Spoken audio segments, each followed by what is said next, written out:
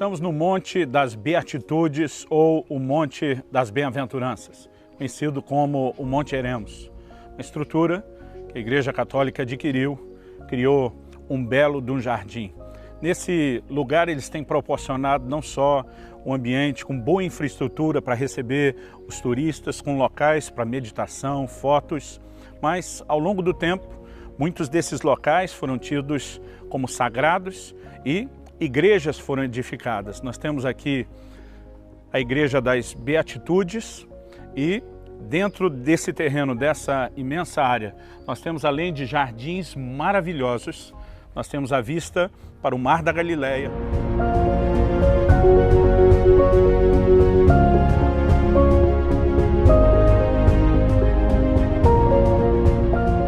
A Galileia era uma região que envolvia muitas cidades e ela era alvo de desprezo. Quando a Bíblia está dizendo que ela se tornou desprezada, nós precisamos entender qual era a mentalidade das pessoas naquela época. Agora, por que era chamada de Galileia dos gentios? A definição de gentios eram os não-judeus, eram os outros povos. Nós estamos falando de um território de Israel, dado a tribos de Israel, mas que está sendo chamado de Galileia dos gentios. E há algumas razões para isso que eu queria rapidamente abordá-las. Em primeiro lugar, desde o início da distribuição da terra de Canaã, nos dias de Josué, a Bíblia diz em Juízes 1:30 que Zebulon nunca conseguiu expulsar os cananeus por completo que habitavam na sua região. Então a mistura com os gentios ela sempre esteve presente desde o início. Em 1 Reis 9:11, diz que Salomão deu 20 cidades da Galileia para Irão, rei de Tiro, que não é muito distante daqui, em troca de toda a madeira que ele forneceu para a construção do templo. Isso fez com que gentios viessem povoar essas cidades também. Mais para frente, a Bíblia relata em 1 Reis, capítulo 15, verso 20, que Ben-Hadad, rei da Síria, veio do norte e invadiu essa terra de Naftali. Então nós tivemos mais uma vez gentios se estabelecendo aqui. E finalmente a Bíblia diz em 2 Reis 15, 29, nos dias de Peca, rei de Israel, veio Tiglat-Pileser, rei da Síria, e tomou Eijon, Abel, Bet-Maaca, Janoa, Quedes, Azor, Gileade e a Galileia, e a toda a terra de Naftali, e levou seus habitantes para a Síria. Eles praticavam essas técnicas de repovoamento e fizeram exatamente a mesma coisa com Samaria. A Bíblia nos aponta o desprezo que os judeus tinham pelos samaritanos, pelos mesmos motivos que nós vamos enumerar aqui em relação aos galileus.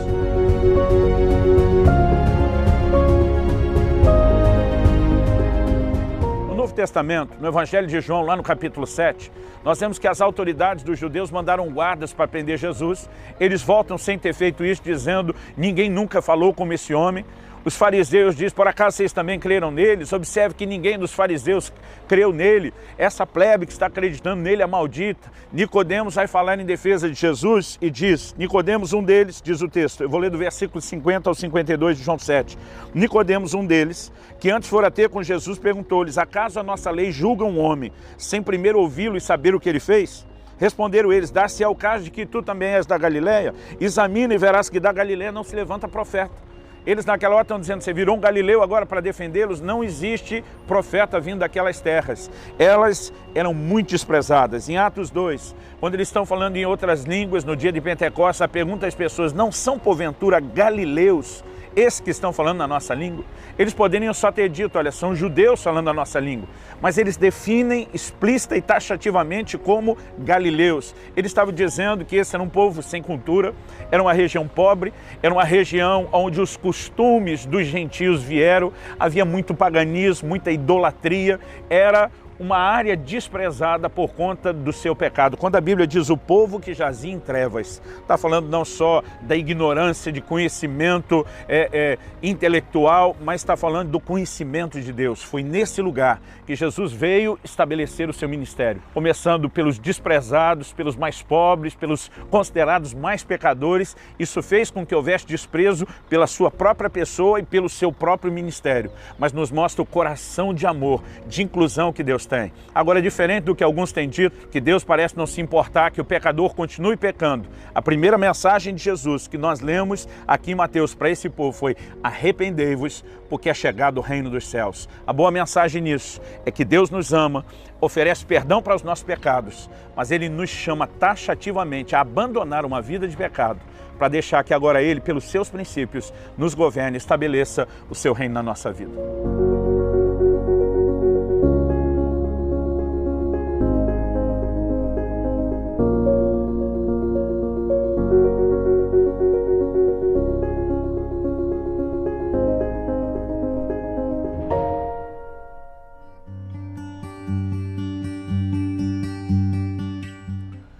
A primeira das bem-aventuranças que encontramos em Mateus 5,3 é: bem-aventurados os humildes de espírito, porque deles é o reino dos céus. Nós já afirmamos anteriormente que o propósito do ensino de Jesus é que eu e você andássemos em obediência a eles como expressão do senhorio que já confessamos em fé. Não é simplesmente tentar pegar um mandamento que nos foi dado para praticá-lo que fará com que sejamos salvos. Mas, como já afirmamos, fomos salvos para andar nesse trilho, para obedecer ao que Ele falou. Quando Jesus está falando deles, é o reino dos céus, Ele não está apenas dizendo que fazer o que Ele falou nos torna merecedores do reino. A salvação é um favor imerecido, mas não fazer o que Ele falou vai nos abortar do destino final dessa caminhada, que é o reino de Deus. Agora, vamos tentar entender essa declaração que Jesus está fazendo. Nós sabemos que não há lugar para mérito próprio em termos do reino de Deus e de salvação. Em Efésios 2, 8 e 9, o apóstolo Paulo fala: pela graça sois salvos, mediante a fé, isso não vem de vós, é dom de Deus, não vem das obras para que ninguém se glorie. No entanto, como temos afirmado, Jesus está dizendo que uma atitude correta, que nos alinha com os princípios de Deus, vai nos ajudar a não abortar um alvo a ser alcançado. A palavra grega, que foi traduzida aqui como humildes de espírito, é a palavra pitochos. Ela significa pobre, mendigo, necessitado, humilde, aflito e desamparado. Nós temos algumas versões que dizem bem-aventurados os pobres de espírito. Agora, esse contexto da palavra pobre usada ao longo das Escrituras, ela não indica única e meramente uma pobreza material. Alguns têm tentado associar isso a ideias como do movimento franciscano, que nós não podemos ter absolutamente nada. Se só ser pobre materialmente resolvesse a nossa situação, muito da humanidade hoje estaria com a sua vida espiritual garantida. A verdade é que ao longo das Escrituras nós vamos ver, por exemplo, o salmista na condição de um rei, dizendo: eu sou pobre e necessitado, o Senhor cuida de mim. Ele não estava falando de pobreza material porque morava num palácio, ele está falando de um contexto maior. E eu acredito que eu e você precisamos entender e olhar essa perspectiva. Quando a palavra de Deus fala de pobreza de espírito, o Senhor está classificando aqui uma humildade ou uma pobreza de espírito. Então, nós temos uma condição espiritual sendo abordada. Eu olho para a palavra de Deus e acredito que nós precisamos entender uma perspectiva como aquela que é apresentada no livro do Apocalipse. O Senhor diz: você está dizendo eu sou rico, e deveria dizer eu sou pobre, miserável. Ele está falando de algo espiritual. E quando o Senhor fala de reconhecer pobreza, Ele está falando de reconhecer uma condição espiritual onde a pessoa está em falta para com Deus. Nós podemos olhar por trás disso e perceber que Jesus está abordando nada mais, nada menos do que a base de toda a nossa relação com Deus, que é o arrependimento. Arrependimento e humildade estão relacionados, uma coisa está ligada com a outra, tanto no Novo como também no Velho Testamento. No Salmo 34, 18, a palavra de Deus diz: perto está o Senhor dos que têm coração quebrantado e salva os de espírito oprimido. A palavra de Deus, ela associa essa ideia aqui de opressão, de contrição do espírito, de um coração quebrantado. E a Bíblia mostra que isso permite que a salvação de Deus se manifeste. Já no Novo Testamento, nós podemos ler em 2 Coríntios 12, 21, o apóstolo Paulo fazendo uma declaração também a respeito desse assunto. Ele diz o seguinte: eu receio, ele estava falando de quando estaria visitando esses irmãos, ele diz: eu receio que indo outra vez, o meu Deus me humilhe no meio de vós, e eu venha chorar por muitos os que outrora pecaram, não se arrependeram da impureza, prostituição e lascívia que cometeram. Aqui ele está falando de uma humilhação que envolve nada mais, nada menos do que arrependimento. Ele fala de pessoas que pecaram e não se arrependeram e que ele entraria num lugar de intercessão, de chorar em arrependimento, no lugar daqueles que ainda não tinham feito, para que isso pudesse de alguma forma ajudá-los a chegar ao mesmo lugar de arrependimento. Eu olho para a palavra de Deus e percebo que o arrependimento é a base da nossa relação com Deus. É por isso que a mensagem do arrependimento é tão importante. João Batista, o precursor de Cristo, vem anunciando arrependimento. A mensagem de Jesus era uma mensagem de arrependimento. Em Marcos 1, 15 e 16, a Bíblia diz que ele chega anunciando: o reino de Deus está próximo, e ele diz: arrependei-vos e crede no Evangelho. Ele anuncia o Evangelho às cidades que jaziam nas trevas, como disse o profeta Isaías, mas que Deus decidiu manifestar luz. Isso fala da graça de Deus, mas a mensagem de Jesus para eles era: arrependei-vos. O que Jesus instruiu os apóstolos a pregarem era o arrependimento. O que é o arrependimento? É o reconhecimento da nossa miséria espiritual. Isaías capítulo 6, versículo 5, nos mostra que a reação do profeta, depois de ter a visão da santidade de Deus, os serafins à volta do trono proclamando a santidade de Deus, a reação dele é dizer: ai de mim que vou perecendo. Eu sou um homem de lábios impuros e habito no meio de um povo de impuros lábios. Quando ele está falando de impureza, ele está falando de pecado. Aliás, o anjo do Senhor pega uma brasa do altar, toca na boca dele e diz: a tua iniquidade foi tirada. O que ele chama de impureza, o anjo chama de iniquidade, chama de pecado. Agora, o que permitiu Isaías receber o toque que ele recebeu na boca foi o reconhecimento de um problema específico que ele tinha e de um pecado específico da língua, da boca dele. Aliás, Jesus diz em Marcos capítulo 2, nos versículos 15 a 17, ele diz: os sãos não precisam de médico, e sim os doentes. Quando Jesus está falando do médico, ele está falando dele como Salvador. Quando ele fala do doente, ele está falando do pecador. Dito isso, a pergunta é: tem alguém são? É claro que não. A palavra de Deus diz: não há nenhum justo, nenhum sequer. O que Jesus está dizendo que o são não precisa do médico é você que acha que é são, mesmo não sendo, que se engana, que não se arrepende. Eu não posso me revelar como médico enquanto você não enxergar a sua doença. A base do relacionamento com Deus começa a partir do arrependimento. E nós precisamos entender que o arrependimento é uma manifestação de humilhação. Aliás, algo que nós vamos perceber é esse choque, esse confronto de orgulho e humildade. Além da miséria espiritual reconhecida, o arrependimento em si é um ato de humildade. É reconhecer que não somos o que deveríamos, não temos o que deveríamos para nos relacionar com Deus. É entrar num lugar de profunda dependência dele. Isso fere profundamente o orgulho. Agora, qual é o efeito do orgulho? Se o arrependimento é se humilhar, nós precisamos entender a importância disso em contraste com o orgulho. O livro de Tiago diz, lá no capítulo 4 e no versículo 6, eu entendo que é muito importante que a gente junte as peças do quebra-cabeça. Tiago capítulo 4, versículo 6 diz o seguinte: antes ele dá maior graça, pelo que diz, Deus resiste aos soberbos, mas dá graça aos humildes. Um posicionamento de soberba, o que inclui o não arrependimento, nos leva a ser resistido por Deus. O quebrantamento, o arrependimento é um ato de humilhação e a Bíblia diz: Deus dá graça aos humildes.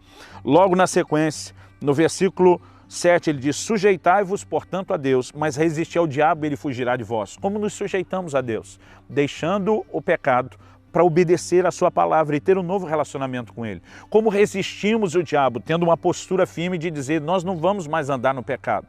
Tudo o que está sendo dito é sobre pecado e arrependimento. Verso 8 diz: chegai-vos a Deus e ele se chegará a vós. Purificai as mãos, pecadores. Vós que sois de ânimo dobre, limpai o coração. O verso 9 diz: afligi-vos, lamentai e chorai. Uma outra tradução diz: senti as vossas misérias. Isso é quebrantamento e é o oposto do orgulho. Em Lucas, no capítulo 18, Jesus fala sobre dois homens que foram ao templo. Um deles era um fariseu, que era a seita mais severa dentro do judaísmo. E ele começa a se orgulhar de andar na lei, de dar o dízimo, de jejuar.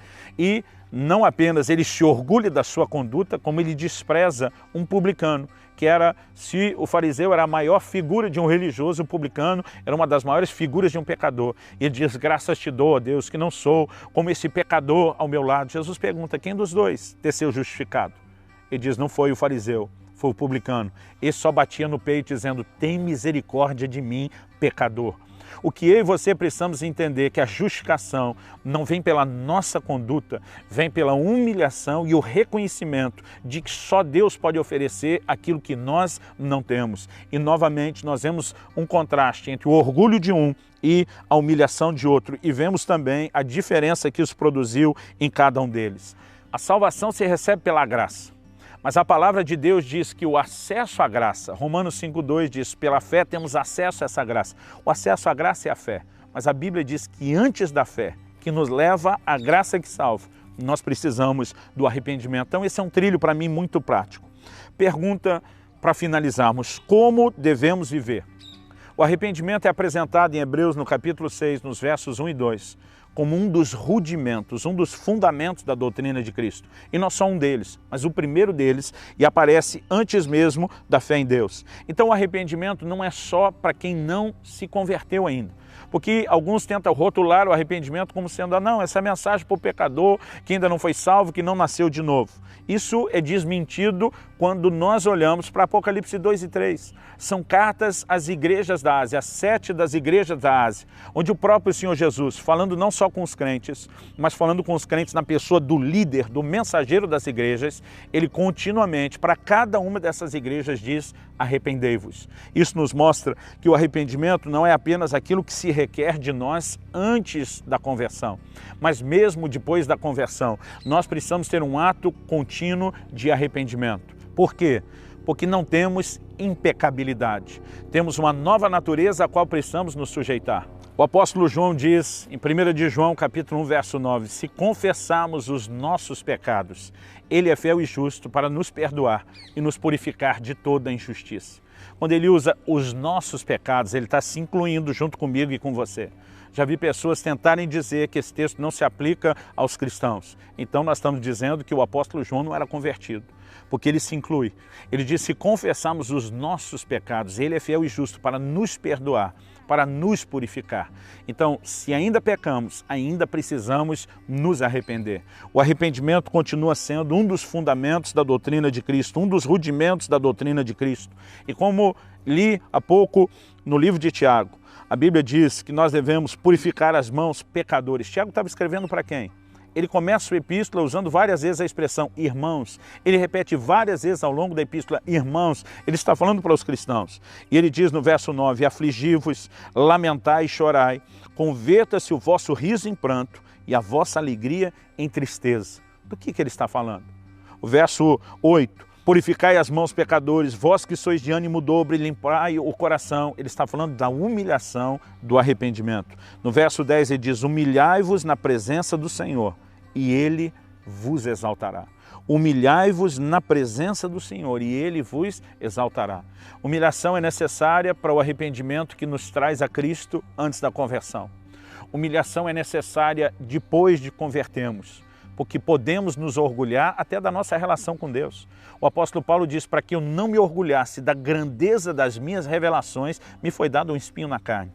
A humilhação diante do Senhor é um ato contínuo e associada ao arrependimento continua sendo necessário, porque ainda não alcançamos a perfeição. E quando tropeçamos, a maneira de nos aproximar do Senhor e consertar é com arrependimento. E a Bíblia diz que isso é um gesto de humilhação que vai fazer com que Deus nos exalte. Não há exaltação maior do que estamos incluídos no reino e poder ser dito de nós como dos humildes de espírito, deles é o reino dos céus. Esse é um caminho onde eu e você precisamos continuamente andar.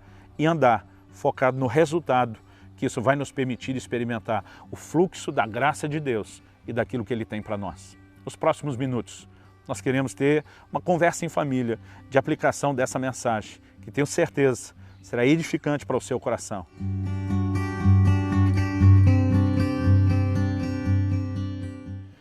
Compartilhamos anteriormente que quando Jesus fala sobre felizes ou bem-aventurados são os humildes de espírito, que isso está relacionado com reconhecer nossa pobreza, nossa própria miséria interior, que é uma atitude de arrependimento. Arrependimento é uma chave e, na verdade, a gente pode dizer que a forma como a gente se vê, ela tem que mudar se a gente quer se relacionar devidamente com Deus. Por exemplo, Em Apocalipse 3, 17 e 18, o Senhor falando ao anjo da igreja de Laodiceia, ele diz: pois dizes, estou rico e abastado e não preciso de coisa alguma, e nem sabes que tu és infeliz, sim, miserável, pobre, cego e nu. Aconselho-te que de mim compres ouro refinado pelo fogo para te enriqueceres, vestiduras brancas para te vestires, a fim de que não seja manifesta a vergonha da tua nudez, e colírio para ungir os teus olhos, a fim de que vejas.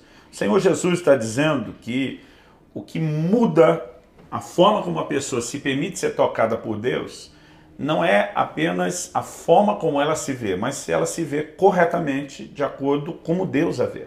Então Deus não olha para o pecador vendo nele grandes coisas, né? Deus está dizendo para o líder de uma igreja que se achava grandes coisas, né? Literalmente ele está dizendo, ó, você acha que você é rico, você acha, né, que você está bem na fita, podemos dizer assim, mas não sabe que é pobre, infeliz, miserável, cego, nu.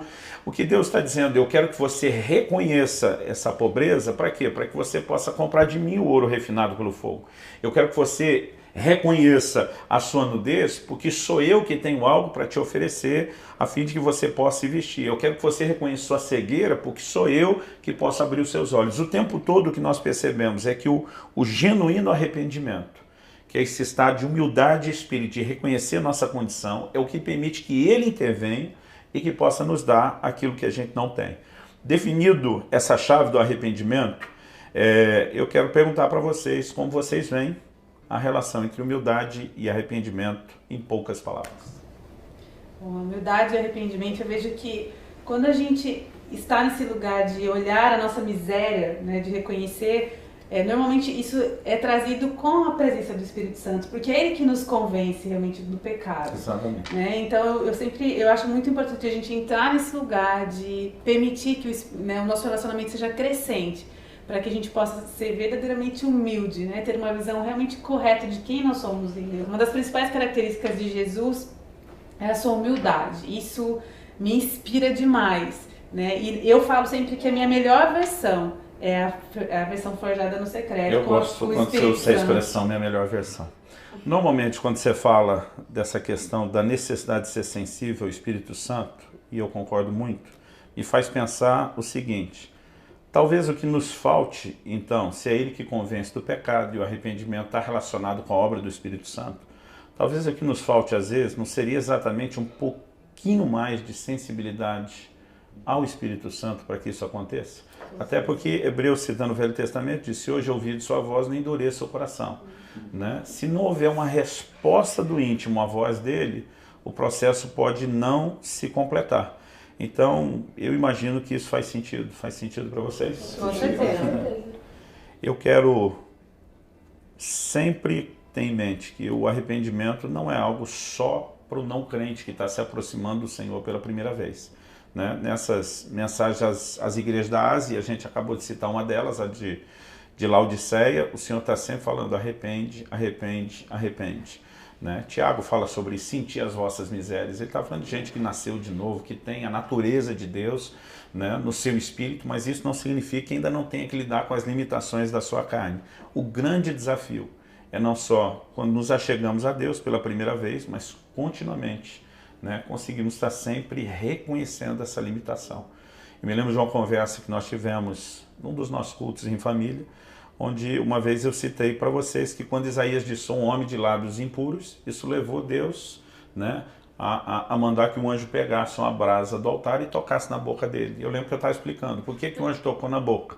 Porque ele reconheceu um problema na boca. Eu falei, se reconhecesse nos olhos, talvez fossem 2 brasas nos olhos. E eu não me lembro qual de vocês dois disse: alguns estão precisando de um banho de brasa. Né? Mas a verdade é que esse toque de Deus está condicionado ao nosso reconhecimento. Então, eu quero dizer a você, né, que nos assiste, é importante demais que você não apenas olhe para dentro de si, mas faça isso buscando o auxílio do Espírito Santo. Ele está à sua disposição o tempo todo para te ajudar. E você pode até fazer a oração do salmista, lá no Salmo 139, 23, 24, ele diz: sonda-me, ó Deus, vê se há em mim algum caminho mau. Né? Essa permissão ao Senhor, dizer: eu quero ser sondado, eu quero ouvir o que você tem, certamente é um caminho para que ele exponha essa miséria, e o reconhecimento dela será o caminho para que a transformação aconteça. Que o Senhor te abençoe, que Ele te dê graça para que você viva plenamente essa verdadeira e genuína humildade de espírito. Amém.